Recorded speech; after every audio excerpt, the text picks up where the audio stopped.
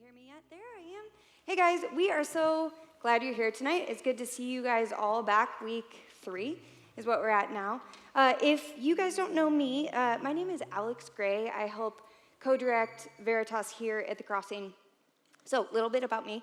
I'm from St. Louis, but I came here to Columbia in 2009, for Mizzou. I came to school here, and then I just never left. Like, I have fallen in love with Columbia. I love it a lot.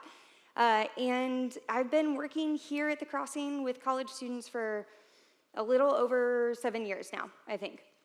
And I was thinking about this probably last week when we were in the busiest week of our fall, and I was thinking about it, and I am just convinced at this point that there is no other job that I would really want to be doing. Genuinely, I think I have the best job because I get to work with you guys. I love time with college students. I really enjoy the conversations that I get to have with you. I enjoy so much about you, but in particular, one thing I've been thinking about is how much I love the questions that you guys ask. And maybe that sounds weird, but you guys are in a weird window of your life right now, where as a college student, most of you are surrounded with tons of people.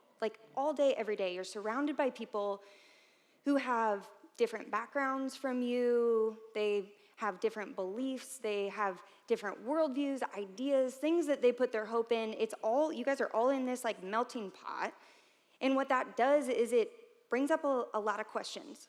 It forces you guys to think about what you believe about the world. It forces you to think about and ask questions about what you think is true and right and good, all those things. And so I love hearing those questions. Our staff team, we love getting to be a part of those questions because we think that those questions, they're shaping who you are right now and in these 4 years of college. But more than that, the questions you're asking right now, they are going to be shaping who you are, who you become for the rest of your life. And so again, we love these questions, which means that this semester, on Tuesday nights, we're going to do something a little bit differently. We are going to be going through a series called Hard Questions, Uneasy Answers. Hard Questions, Uneasy Answers. And each week, we're just going to take one of those questions. We're going to take a question that we've been getting from you guys, and we're going to wrestle with it a little bit. We're going to see what the Bible has to say about it. And the questions that we're going to be asking, I promise they're not like straw man questions that we just created to talk about what we want to talk about, right? These are questions that you guys have actually asked us. Either in the past, we polled you guys, we got some answers or some questions from you guys. But honestly, also, I've gotten these same questions from a lot of my friends. We have these conversations. My family members ask these questions. A lot of them are things that I've had to wrestle with on my own over the years. So we're excited about these questions. Honestly, we are not shying away from some pretty hefty questions, just so you know. We're going to be going through some things we're going to talk about Christian hypocrisy one week. We'll talk about hell. We'll talk about sex and sexuality. We'll talk about science and Christianity, whether those things can fit together. We'll talk about women in the church, angels and demons, you name it, we're probably going to go there. So it should be pretty eventful. We're excited about this, and we hope that you'll come along with us, because really what we want to do with these questions, we want to try to give you guys answers wherever you're at. Whether you are following Jesus or just trying to figure it out, we want to help you along in that. And we want to help equip you guys to have conversations with other people who are asking those questions too. So tonight, we are going to start with a question that our staff team, we get all the time.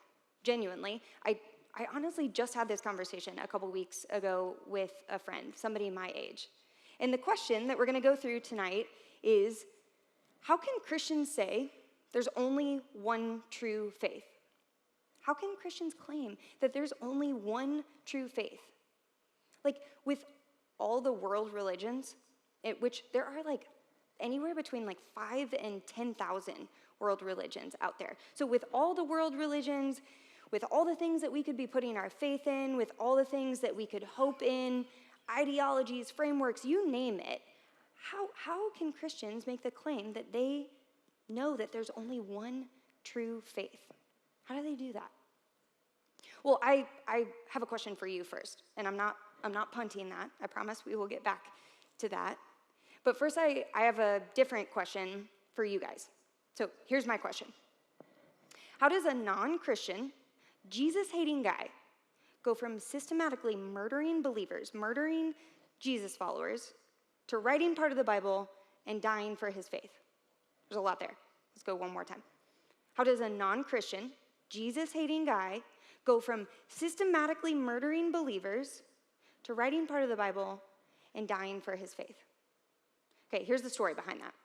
In the first century, there's this group of people who believes that this guy named Jesus has spent 3 years doing things that nobody else can do.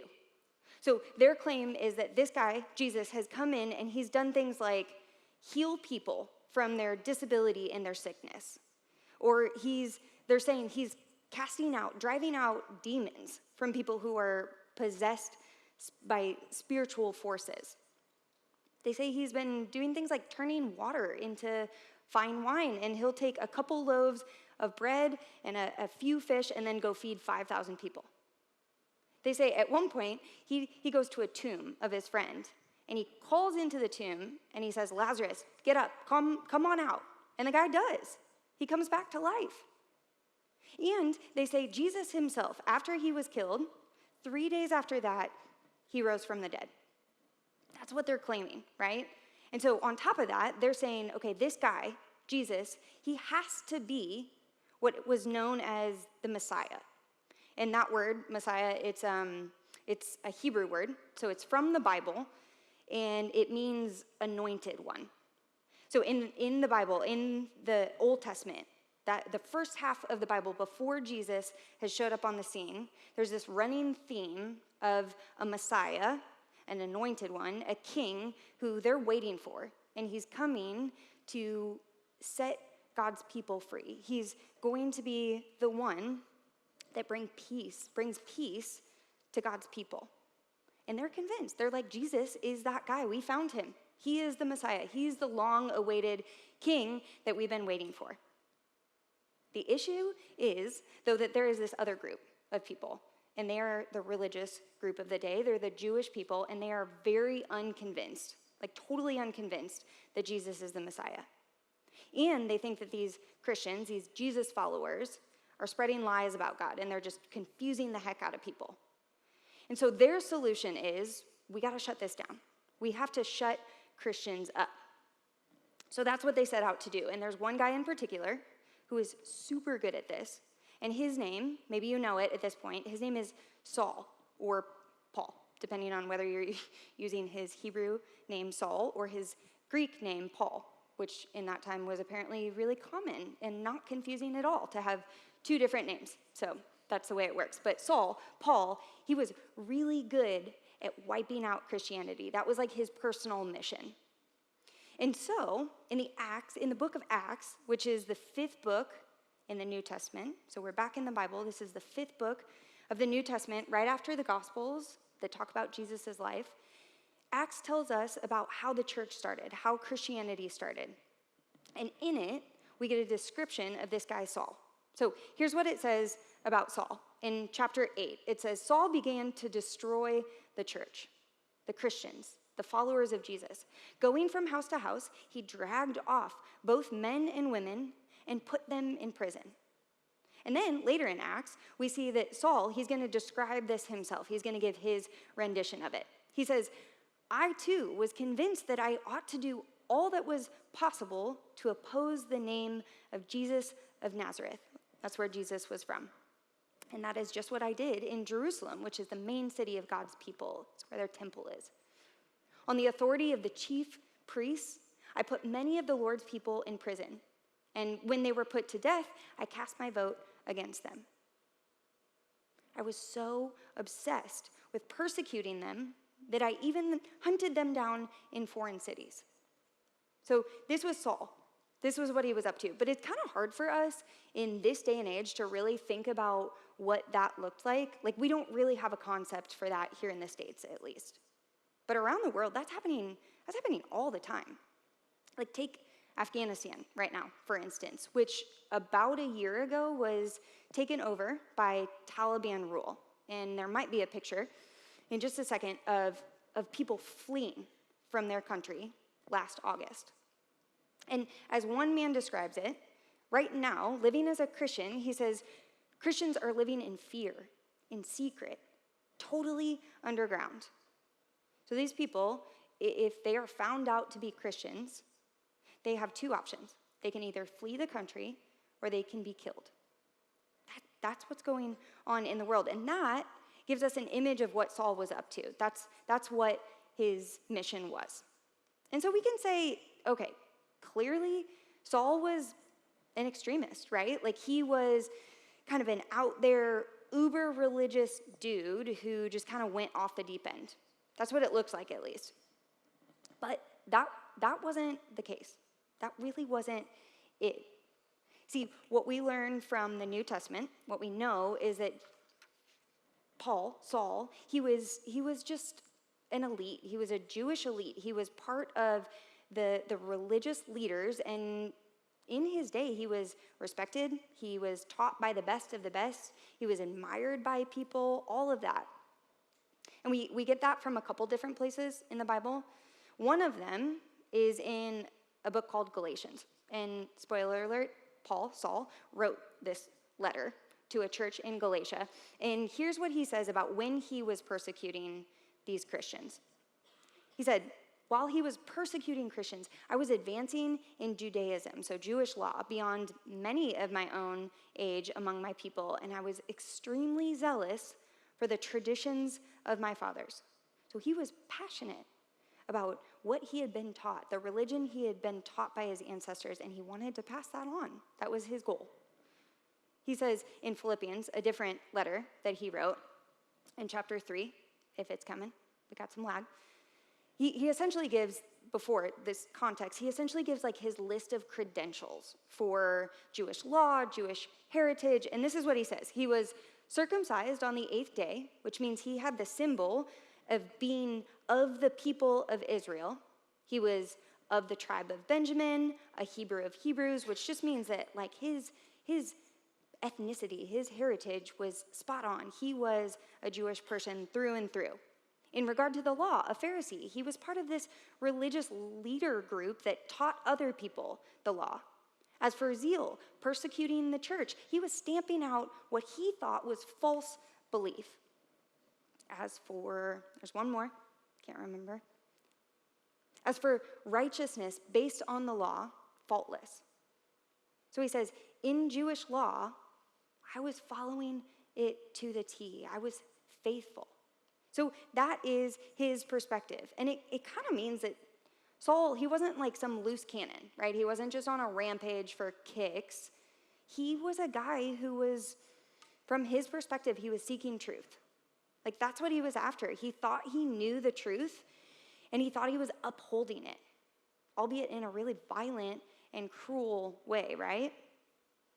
Still, though, we can say, okay, sure, that makes some sense, right? But it's still hard for us to grasp what that was actually like, because today in the United States, we live in a really, really, really different culture from what that is. Like, if you think about it, religious freedom, religious tolerance, that is like fundamental to being an American citizen. It's in our Constitution that we get to practice whatever we choose. And it's not just like, okay, well, I guess we gotta let that guy do what he's gonna do. No, it's a value of ours. We want that to be true in the States. And I think more than anybody, I think you guys, Gen Z, your generation, I think you value that maybe more than any other generation has before. I was reading an article about you guys the other day, which I guess that sounds weird the way I put it, but it was about Gen Z. It was about your generation, and it was talking about the things that you guys value most. So here's a list that they gave. Some of the things that you guys value most: individual expression, avoiding labels, having more than one way to be oneself, authenticity. Radical inclusion, accepting diverse points of view. Dialogue, not confrontation. And this one's interesting. Collecting, you guys like collecting and cross-referencing many sources of information. So Gen Z, you guys, all of you, the things that this article says that you value most are different beliefs and letting people practice different worldviews. You don't want to be defined. You certainly don't want to be defined by somebody else, but maybe not even at all, right? And I should mention first, these are clearly like broad generalizations. So I'm not looking at each one of you and saying you fit each of these characteristics, these categories. It's probably not the case, right? These are generalizations. But overall, your generation is welcoming and inclusive, and you value different opinions. But what's really interesting about this article, it's based off of research that says that the driving force, like everything that you guys value, again, you guys collectively, everything you value is out of a search for truth. So it says, the search for truth is at the root of all Generation Z's behavior. I find that really interesting. What that means is, okay, here's a diagram, and here's how they kind of break it up. They say, Gen Z's desire not to be defined. Well, that's actually because you guys are expressing individual truth. And that goal, that value of being radically inclusive, it's so that you can connect to different people with different truths. And fewer confrontations, more dialogue. That's all for the purpose of understanding those different truths. And finally, living pragmatically, which is that like you want real concrete evidence. So you're looking at sources, you're cross-referencing things. That's also that you can just be uncovering new truth. It all comes back to truth. It all comes back to truth. So just like Saul, you and me, we are searching for the truth. We want to know the truth. And I don't know, it looks like this day and age, we have found truth in things like individual expression and letting people have their own personal truth. Like those are things that we value and find true. But I don't know, I'm not quite sure that's right, because Saul, he was really, really, really convinced that he knew what the truth was. His truth was that Jesus was a lie and that Christians, they had to die. That was his truth. Until everything changed for him. So let's jump back into Acts 9 and let's see what happens with Saul. Acts 9 says, meanwhile, Saul was still breathing out murderous threats against the Lord's disciples. These are Jesus' followers. He went to the high priest and asked him for letters to the synagogues, Jewish temples, in Damascus, so that if he found any there who belonged to the way, this was Christianity, this was following Jesus, whether men or women, he might take them as prisoners to Jerusalem. As he neared Damascus on his journey, suddenly a light from heaven flashed around him. He fell to the ground and heard a voice say to him, Saul, Saul, why do you persecute me? Who are you, Lord? Saul asked. I am Jesus, whom you are persecuting, he replied. Now get up and go into the city, and you will be told what you must do. So Saul has this like insane, almost unexplainable experience. And what does he do? Like, then what happens? Well, jumping down to verse 19. We're going to get there. Ooh, I skipped some. That's okay. Saul spent several days with the disciples in Damascus. So disciples, again, are Jesus followers. So remember, he was on his way to do what? He was on his way to kill these Jesus followers. That was his goal. And now that he's here, he's spending time with them, spending several days with them. At once, he began to preach in the synagogues that Jesus is the Son of God. So he is going and now preaching in these Jewish temples that Jesus is the Son of God, which is a term that means that God has sent Jesus as his own son to earth to rescue it. Jesus himself is God. That's what Saul is saying now. All those who heard him were astonished and asked, "Isn't he the man who raised havoc in Jerusalem among those who call on this name? And hasn't he come here to take them as prisoners to the chief priests?" Yet Saul grew more and more powerful and baffled the Jews living in Damascus by proving that Jesus is the Messiah. So days ago, this guy was coming. Paul was coming to kill these Christians, and now here we are, and he is proving that Jesus is the Messiah. He's saying, yes, actually, Jesus is the long-awaited king. He is the one that we've been waiting for. He is the one who will bring freedom and peace. What? How does that happen? And Paul goes on to, for the rest of his life, go from city to city to city to city, talking about the good news of Jesus. He plants churches. He writes letters back and forth, which 13 of those end up in our Bible today. He endures hardship. He's put in prison. He's persecuted. And eventually, he's executed. He is beheaded for his faith in Jesus. The same guy who he had killed others for believing in, he was now dying for. How does that happen? What changed? What happened there? Well, I think it was an encounter with Jesus. I think what happened is Jesus came into his life and just flipped it upside down, just completely turned it around. An encounter with Jesus, that was what Paul needed. That was what convinced him that Jesus was who he says he was. Which brings us back to our original question.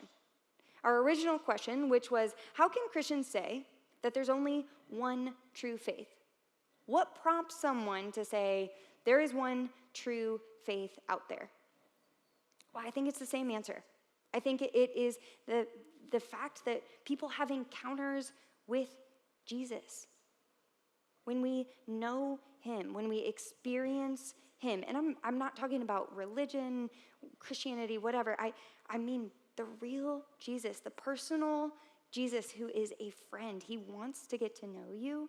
He wants to have a relationship with you. And when we have an encounter with him, it changes everything. It changes everything. But some of you right now, understandably, you are right on the verge of tuning me out. You are so close, right? Because you're thinking, yeah, that's super cool for Paul, that he had an encounter with Jesus. That's really awesome that other people get to have that, but yeah, that has not happened in my life. Yeah, Jesus has not shown up in my life.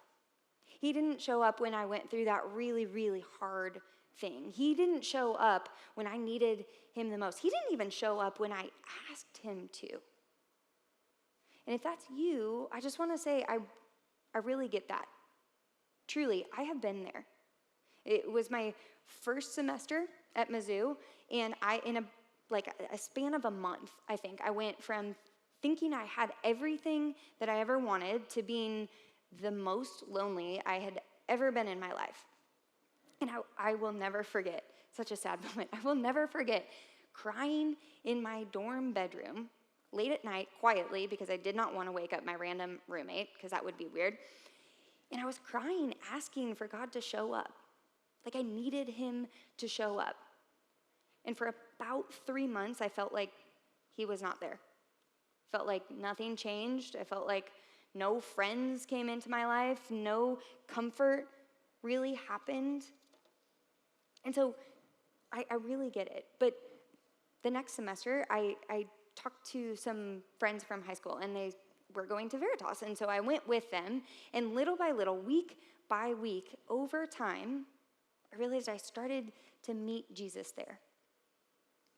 I started to meet Jesus in Veritas. And I think when we imagine what an encounter with Jesus looks like, a lot of times we assume that it's always like what happened with Paul.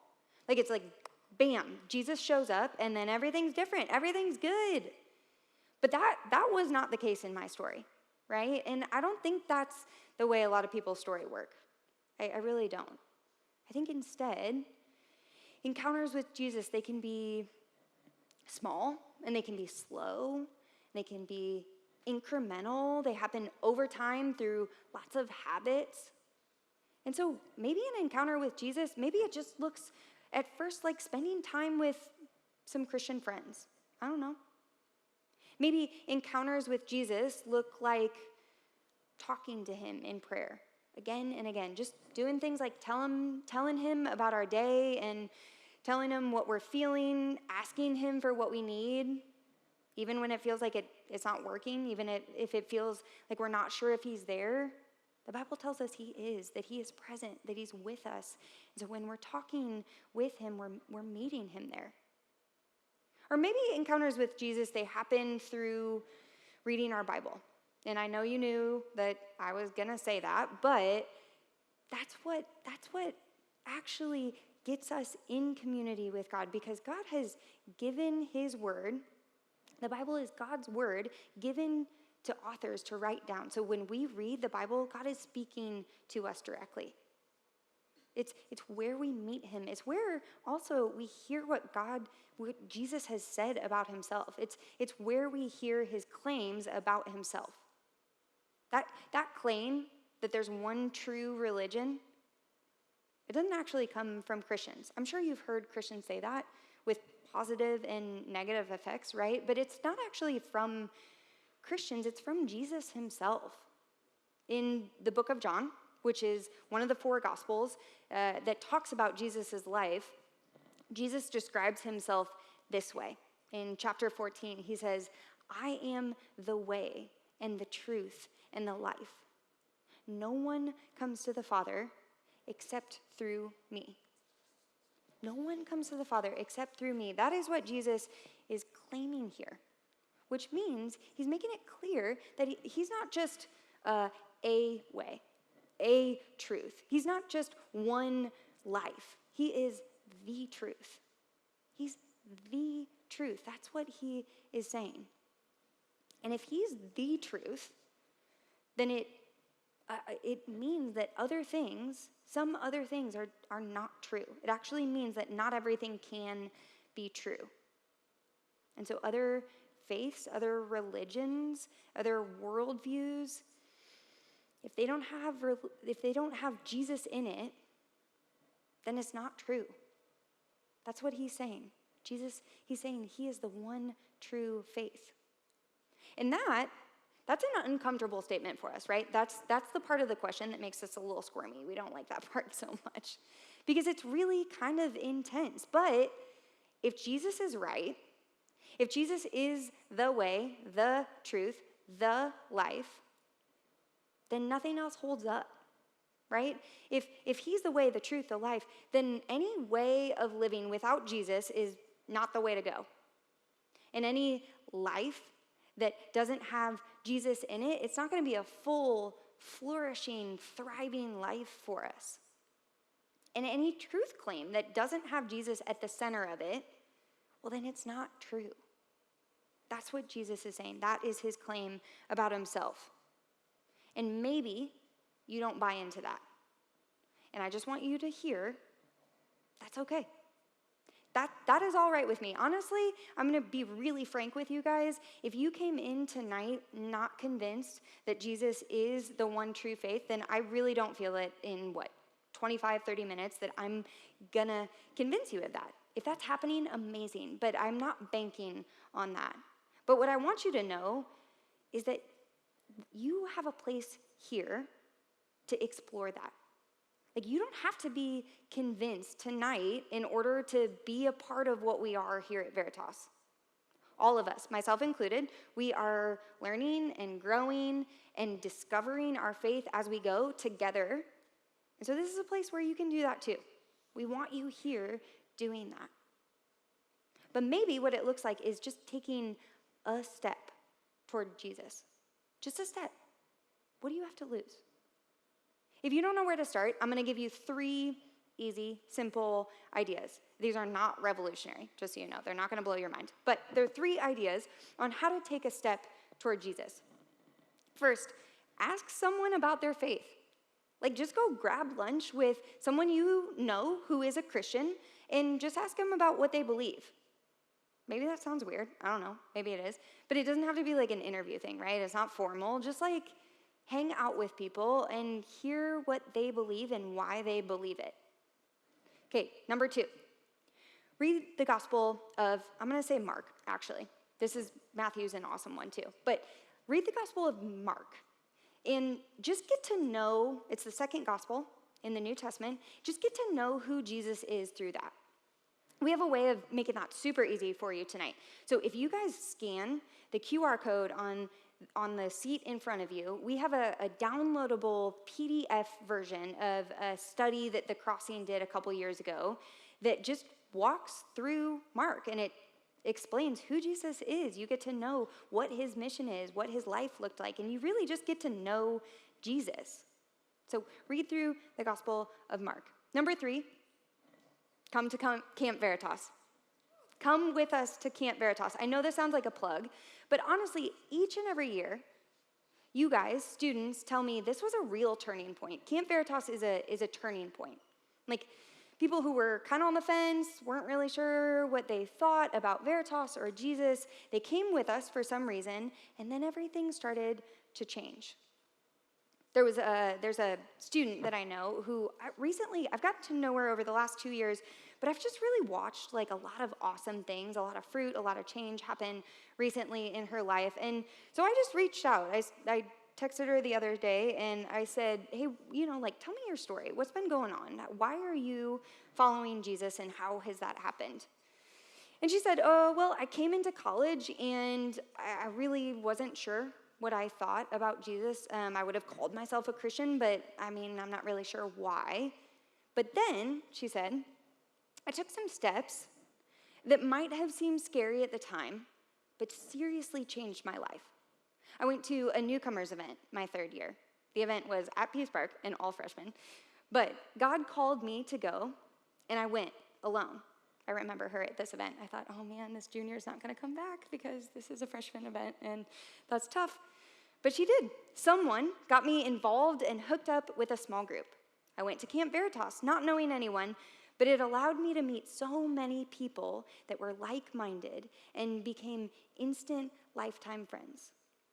Veritas has changed my life and my relationship with the Lord. Music team, you guys can come back up. See, in all those little places, all those small things that she mentioned, she had encounters with Jesus. And that is what changed everything. It wasn't really Veritas, right?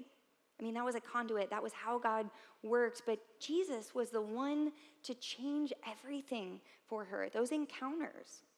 So wherever you are at tonight with Jesus, whether you are completely unconvinced or you have been following him for years, seek out those encounters. Meet with Jesus. I was thinking about this talk a lot in the last couple of weeks, and I think I could have tried to answer it a lot of different ways. So if you came tonight and what you were looking for was for some rational arguments about why Christianity is tenable, plausible, why it's an option, why it could be the one true faith, then I'll be out at the welcome desk and just come talk to me, because that's really good stuff. That is awesome. But I really think that the best argument that we have is in what Jesus said about himself. I am the way and the truth and the life. That's what he says. Christianity, it's not really about Christianity, right? Not really. It's not some philosophy. It's not a worldview. It's not something somebody made up to promote themselves. No, it's a person. It is a relationship with Jesus. That's what Christianity is. It is knowing and trusting and following the person who is the way, the truth, and the life in all senses. Jesus, he is the one who changes everything. Jesus changes everything, and he's inviting you, each and every one of you, he is inviting you and me into a relationship with him. He wants to know you. He wants to have a relationship with you. So just take a step toward Jesus. Go and meet Jesus here.